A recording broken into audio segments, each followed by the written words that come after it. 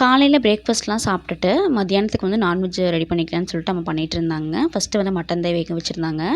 கறி எடுக்கும்போது அவங்ககிட்ட வந்து நான் கொழுப்பு அதிகமாக வேண்டான்னு சொல்லியிருந்தேனுங்க. அவங்க கொழுப்பு தான் அதிகமாக போட்டாங்க. அவங்க காதில் கொழுப்பு போடுங்கன்னு சொல்லி விழுந்துருச்சா என்னன்னு தெரியலங்க. ஸோ அந்த கொழுப்பை வந்து அம்மா வந்துட்டு கிரேவி மாதிரி சரி வறுவலாட்டத்தை பண்ணிக்கலாம் அப்படின்னு சொல்லிட்டு அதான் பண்ணிகிட்டு இருந்தாங்க. நானும் பார்த்தீங்கன்னா ரொம்பவே டயர்டாக இருக்குன்னு சொல்லிட்டு காஃபி வந்து போட்டேன். அம்மாவுக்கு ஒரு டம்ளர் கொடுத்துட்டு நானும் வந்து குடிச்சிட்டு இருந்தேன். வெளியில் வந்து பார்த்தேன் கிளைமேட் சூப்பராக இருந்துச்சு. மகிழ் குட்டி தூங்கிட்டு இருக்கானுங்களா, ஸோ போர் அடிச்சுன்னு சொல்லிட்டு வெளியில் நின்றுட்டு அப்படியே காஃபிலாம் குடிச்சிட்டு இருந்தேன். அப்புறம் பார்த்தா சார் வந்து லைட்டாக சினுங்க ஆரம்பித்தாங்க. அவனை ஆட்டி விட்டு பார்த்தேன், தூங்குற மாதிரி தெரியல.